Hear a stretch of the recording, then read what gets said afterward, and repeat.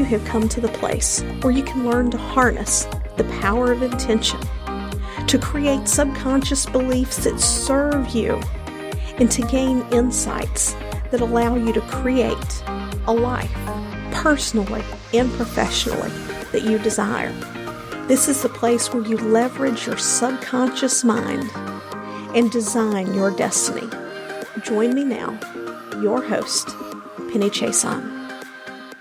Good morning, Facebook world. How are you? I am doing a special live today. This is actually going to be a podcast, but I feel strongly that this message needs to get out into the world now. I've come to rely heavily on my intuition and to trust it. And that is exactly what I'm doing today. This is going to be real, and it's going to be raw. This is about me hitting the wall, the current world crisis that we are facing, and how your peace and calm are all connected. Now, you're going to see me looking at some notes, and it's because I've made notes to keep me on track, because I could really go off the rails with this topic, and I would like to keep this as short as possible in respect for your time and to just simply stay with the salient points. Someone needs to hear what I have to say today. It may be you, or it may be someone that you know that what I share with you today sounds familiar. And my goal is that by the end of this, you have a little bit more understanding, if not knowing. If you've been in this place, you may find yourself knowing some of what I'm saying, ways that you can step up and be available to be a resource and to be help. I have a healthcare background, so I have to dispense with the required BS here. What I'm about to talk about in this podcast is about my own personal experience. I'm not giving medical advice. I'm not giving counseling advice. I'm not a mental health professional. So let's just dispense with that. If you are finding yourself experiencing some of the things I'm talking about in this podcast, please reach out to your physician, your nurse practitioner, your counselor, and get help. If you don't have those professionals in your life, you can call the National Suicide Prevention Hotline. I've put the number in the body of this post. Please get help. Don't let yourself end up where I ended up or worse, because it doesn't have to be that way. So let's buckle up, Buttercup, and get ready to do this. I apologize. This is going to be longer than a 3 to 5 minute live. It's going to be longer than 15 minutes. If you have to hop off and come back and watch it later, that's okay. Discover what it feels like to accelerate your success in life. If you are finding yourself exhausted from mindset hacks that fall flat, you might want to consider registering for my Subconscious Breakthrough Power Session. After this 2-hour group subconscious reprogramming workshop, experience a new way of thinking that helps you to attract more of what you want, from clients to cash. This is a group workshop, but you get to specialize it to your needs. You get exactly what you need, want, and desire out of this workshop. And for a limited time, it is only $147. And you get lifetime access to the replay. Spots are limited, so you want to sign up now to secure your place so that you can have your subconscious breakthrough power session and attract into your life exactly what it is that you desire right now.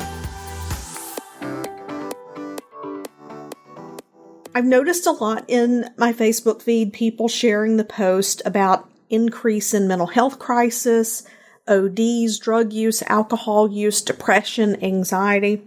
And it's easy for us to look at the crisis that we're in and blame the pandemic, to blame politics, to blame the racial tensions in this country. Yes, all of these things contribute. Yes, these are all aggravating factors, but this all goes so much deeper. As I share my story, at first it might seem a bit trivial, but I want you to notice how these little things layer on until it becomes something that is just really unbearable. And even as a healthcare professional, you think you understand, but I'm here to share with you. If you've not experienced it, you don't know. As much as we try to understand and be compassionate, you don't know.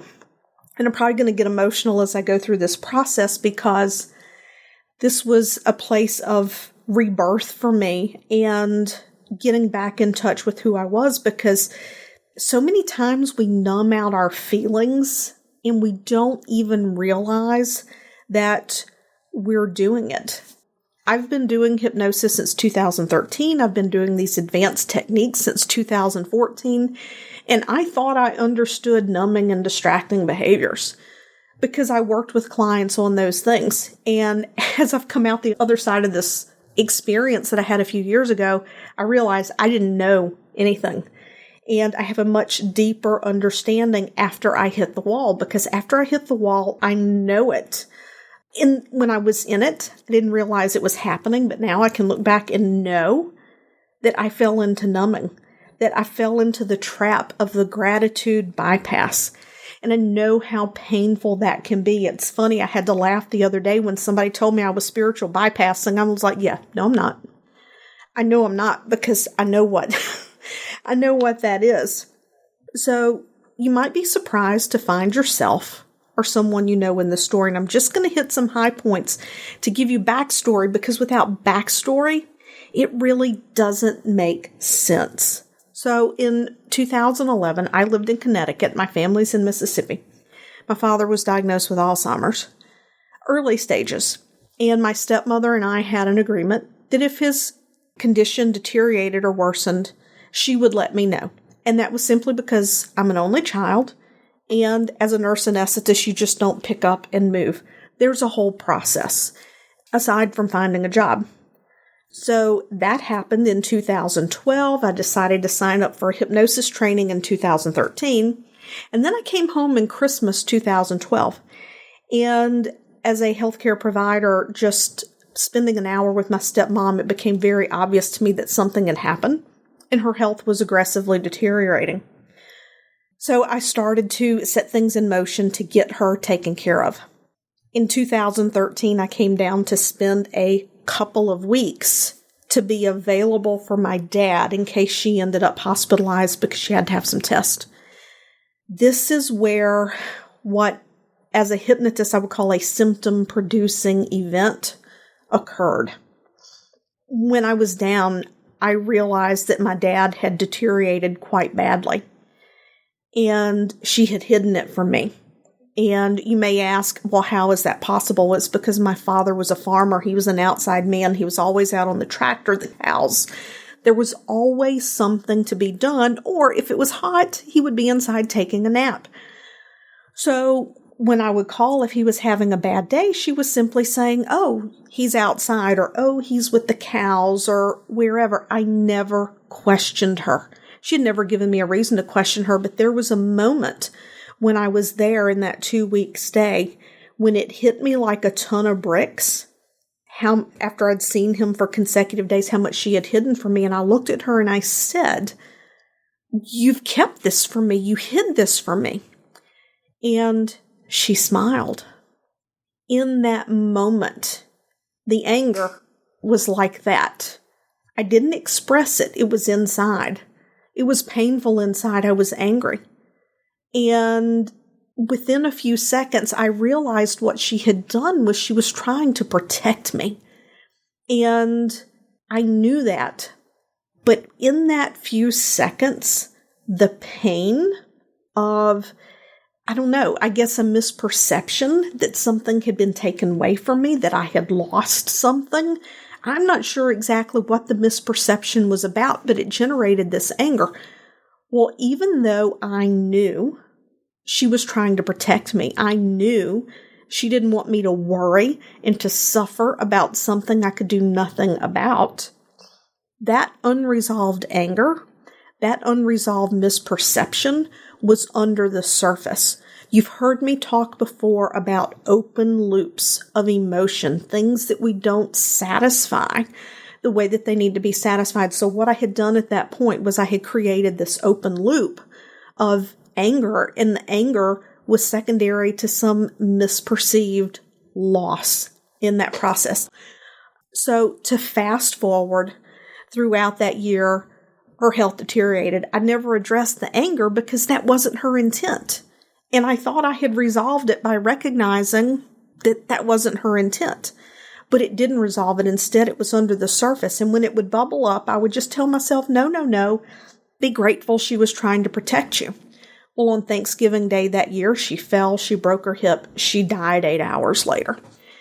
And so here I am in fast-paced mode, getting to Mississippi to take care of my father, to set things up, and to deal with a parent who is like a child, to get them to suddenly, now you have to set them up with a support system.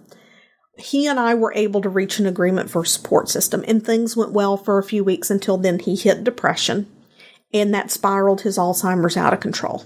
And it led to this big, whole, ugly thing through most of 2014 that compounded the stress. Now, during this time, I had gotten my hypnosis certification, and I couldn't decide what to do because I took that certification out of curiosity.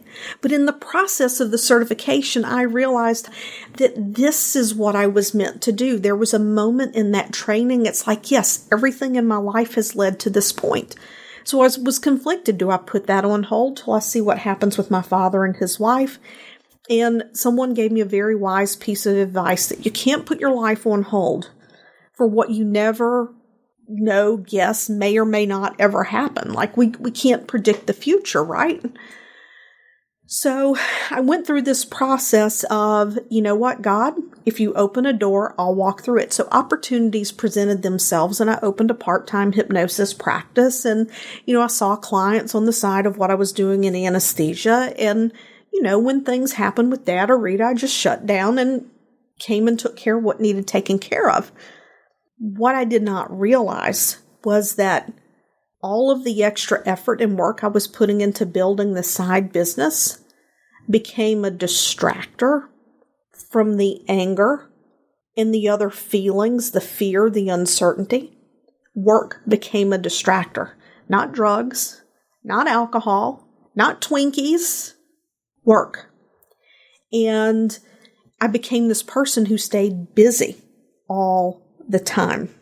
So once my father passed away, a job did end up opening up in Mississippi after all that time. It never happened before he passed. It happened after he passed. So we went ahead and we moved to Mississippi. And I ended up in a job that was not conducive to having a hypnosis practice. So I immersed myself in work, and I immersed myself into the farm. If I was awake for 18 hours a day, I was going for 18 hours a day. And it's because being busy allowed me to not feel. When I was in it, I couldn't see it. I look back now and it's like, oh my God, how could I ever have missed this in my life? But what I was doing is when these feelings would bubble up, I would say, you know what, I'm just grateful that my dad passed suddenly, that he didn't deteriorate further with Alzheimer's. I'm grateful that Rita didn't suffer any more than she did. I was using this gratitude bypass instead of allowing myself to feel my feelings and process those feelings. And I know Design Your Destiny podcast is about designing the future that you want, but this also means that we have to let go of the past because those things hold us back. They can impact our decisions. They impact our physical health, our mental health, our emotional health. So after almost 2 years, I was able to transition into a job that was 3 regular shifts as opposed to call work so that I could begin to reopen a hypnosis practice. And when I transitioned into that job, There were a lot of massive changes that took place between the time I took the job in my first day and I walked into one of the most toxic environments, or that was my perception. It was a toxic environment. The people are good. There were just a lot of circumstances that they were experiencing that made it feel heavy and negative to me. And there would be nights where at 2 a.m., I was sitting in my kitchen on the floor, petting my dog in tears, hating myself for making the wrong decision. Whew. I remember some of those days very clearly, and I felt that I had made the wrong decision, that I made the worst decision ever going into this job, not realizing that it was the job, but that it was all of this other stuff underneath. And it was just like scratching a scab on the surface of what was happening here. About 6 months later, one day I went into work, and my chief meets me in the hall. She goes, "Oh, Penny, how are you doing today?" And I just lost it. And I just literally, she's like, "Oh my God, what's wrong?" She pulled me aside. I was like, "I feel like I'm having a mental breakdown. Like I can't cope anymore." And I had reached this point where I was so stressed, I couldn't even read a book anymore, which was my favorite thing to do. I would read the same page over and over because I couldn't even retain the information to enjoy the book. Anyway, let's fast forward through a whole bunch of stuff here. She connected me with a nurse practitioner who was a fabulous woman. I got on some medication. She gave me some PRN anxiety medication, and we did some hormone checks because that was her specialty. Come to find out, my hormones were all out of whack. So it was like, oh, your hormones are an issue, a little bit of anxiety, but your hormones are an issue. Well, 3 weeks went by, and one day I took my car in to have a part put on it. And I was told the part was there. I made the appointment. I dropped the car off. I went to my mother's house. 3 hours later, I get a phone call, and I had to be at work later that day. And they're like, "Oh, we're so sorry. Someone sold your part and didn't replace it."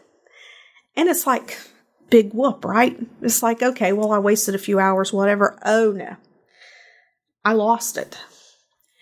I was calm on the phone. I was firm but calm. I expressed my displeasure. When I got off of that phone, I believe if I could have taken a photo of my mother's face, you would have thought that she was seeing Chucky come across the living room at her.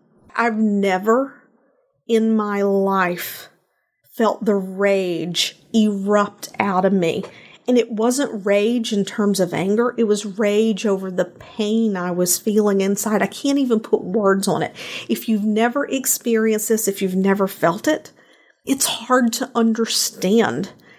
So I apologized to my mother. I got my collective act together. I went and got my car. I went to the house. I'm getting ready for work. And periodically this is coming through, and I'm just allowing myself to just let it out. No one was home. Let it out, let it out, let it out, so I could work. Well, I have an hour's drive to work, and on the way to work, I had let a lot of it out, but the feelings started coming back. And then it was like, why do you even bother? Like, it'd just be so much easier if you just weren't even here. And that made me angry. It's like, where is this coming from? Like, what is this voice? Who are you? This is ridiculous. And then the thought came again. So then I started getting angry with myself. Like, how dare you be so selfish? You have a husband who loves you. You have a family who loves you. Then the thought started coming, well, you are going down the highway at 75 miles an hour. You can just cross over. You're far enough away from the hospital that by the time they got help to you, it'd just all be done. And I started getting upset. So I started calling people I knew. No one was answering the phone. People were busy. I did not call my mother, because that was the last thing I wanted to upset her with. Things settled a bit, but then as I started getting close to the hospital, the thoughts started coming again. And I'm about to share something with you that only 3 people know, other than a private group that I'm in. But this is how bad it got. When I pulled into the parking garage at the hospital, I thought to myself, you know what? Propofol and fentanyl. And I could go out completely blessed, and by the time anybody found me, it'd all be over. And that stopped me in my tracks, and I was like, dear God, I need help now. I tried to call my husband again. He didn't answer. and I knew I could talk to my boss. So I went into work looking for her. She was in a room giving an anesthetic. So I shut myself in a little back room, a little back closet in the break room. And I called my nurse practitioner because I knew she knew my boss. And I basically told them what was happening. I'm like, I need help now. Like, I feel my fingers slipping off the cliff of reality here. Like, I need help. I can't control it. So my boss came in and she stayed with me, and basically I got some professional help. I did some intensive counseling over the next few days to kind of get myself settled. And as I went through the process, I was doing some journaling to work myself through what I was feeling like. I could not figure out where this was coming from. And through the process, what I revealed to myself was that moment in that kitchen. It was just like ripping the scab off all over again. I think I cried for 18 hours straight. It is a period of my life I never, ever want to go through again. And if I could keep anybody else from ever going through that, if this podcast, if this live helps someone avoid that, then it's worth me bearing this to you, because I'm going to be honest with you, before I sat down to record this live, it came to me at 5 o'clock this morning that today is the day. Today is the day to share this story. And as I came into the office, my back started hurting. As I sat down before I pushed the button, I started getting sick to my stomach. And it's because this is raw. People think of suicide and they think that, it has to be like this long-term thing going on, or why don't people just ask for help? When you get to a place that this starts to happen, you feel raw. Like, there were other people I worked with, I never would have went to them because I would have been concerned about being judged, or them being like, oh, Penny's just PMSing or whatever. I mean, those are the stories. Those were the things that I'm sure were going through my mind at that time that I don't remember now. But when you see people now on social media, when you go out in public and you have conversations with people, and people are feeling judgmental, people are feeling angry, people are lashing out, or they have more depression, more anxiety, to bring this back around to what you can do now today is to know that it's not just right now that's the problem. I was pretty damn good at not letting anyone know what was wrong with me. I could have talked to my husband, but I had assumed this identity of being a woman who would not nag, gripe, or drag her husband down with her stories and pity parties. I could have gone to him, but I didn't, because I didn't feel it was fair to him to weigh him down with this. And where that story came from is a whole other story, and it's not for this Facebook Live. God bless my sweet husband. He's still traumatized over what happened that Thanksgiving week, because before I left my job, let me circle back. So I had people who were open to listening to me, to helping me. After I had that intensive help, I saw a counselor for a month or so. We did the hormone thing. It kind of helped, but I was still having to take anxiety medicine and antidepressant. So I finally reached out to my nurse practitioner. I said, look, I know what's causing this. Until I deal with the root cause, this is going to continue. Please sign a letter so I can have hypnosis with my mentor. And she did. I did those sessions. We released everything. And over the next 6 months, after talking with her, she finally agreed, and I weaned off all my medications. What that allowed me to do was, over the following months, I could connect with my feelings. I was in touch with what I was feeling, and then as I continued to develop myself and move into coaching, when things weren't in alignment for me, I could follow my feelings. I could trust myself.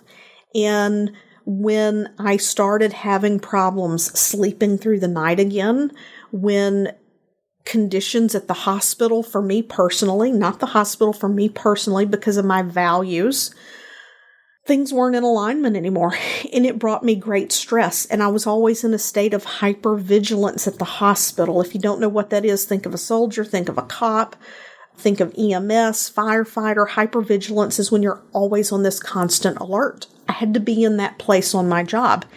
It was affecting me adversely, and it allowed me to recognize that this wasn't serving me, and I could either choose to stay in that place that was going to be unhealthy for me mentally and physically, or I could get out. And I got out. So be compassionate. I know that we tell people we're there for you, but it was the person who demonstrated to me that I could open up to them and talk to them that allowed me to feel like I had someone to reach out to at work that day. It's easy for us to say, oh, so-and-so's just having a bad day. Well, we don't know what's been going on under the surface for weeks, months, or years before that bad day. So to consider what else has been going on in someone's life before they've reached that moment and that point where they're having a bad day. Sometimes all it takes is someone to listen, to know that someone cares. But by being that someone, I know people, are like, oh, peace, love, and light, and unconditional love. I'm a firm believer in unconditional love. And I believe that unconditional love comes from a process of continually learning to love ourselves unconditionally first, so that we can love and understand and accept others. It's going to take love and compassion for all of us to move through this season in humanity. And that's where we are at this point. So when you see others lashing out online, they're being judgmental, they're in this place where they feel like they have to be right, just consider, geez, what happened in that person's life that they're in this place that they feel like they need to be right, that they feel like they need to lash out, to attack others, and be that person who can be compassionate and loving. And I'm not saying allow yourself to be run over. There are boundaries.